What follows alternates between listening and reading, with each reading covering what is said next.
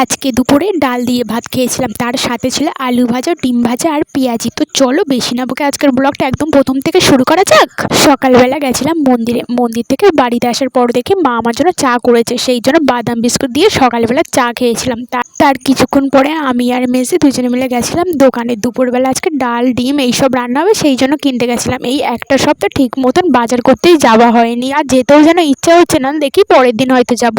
তো দোকান থেকে কেনাকাটা করে বাড়িতে আসার পরে বসে পড়েছিলাম খেতে। আজকে সকালে খেয়েছিলাম পান্তা, আর তার সাথে ছিল ডিম ভাজা। মা একটা ডিম ভেজেছিল, তো অর্ধেকটা মেজদি খেয়েছিল, অর্ধেকটা আমি খেয়েছিলাম।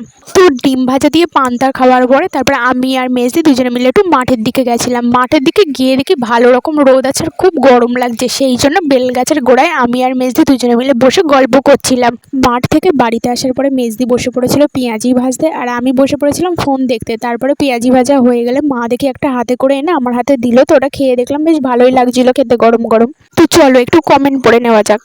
আমার একটা ব্লগে কমেন্ট করে সানির নাম নেওয়ার কথা লিখেছিল। তো যাই হোক, তারপরে দুপুরবেলা খেতে বসার টাইম হয়ে গেলে বসে পড়েছিলাম আজকে দুপুরবেলা খেতে।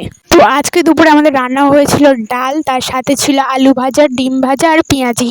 এমনিতে দেখতে গেলে নর্মালি ডালই হয়েছে, কিন্তু সাথে ওই যে অনেক রকম ভাজা টাজা ছিল, খেতে বেশ ভালো লাগলো। অনুষ্ঠান বাড়িতে ডাল হলে আলাদা ব্যাপার, কিন্তু বাড়িতে ডাল হলে তার সাথে যদি ভালো কিছু না থাকে না, খেতে ভালো লাগে না।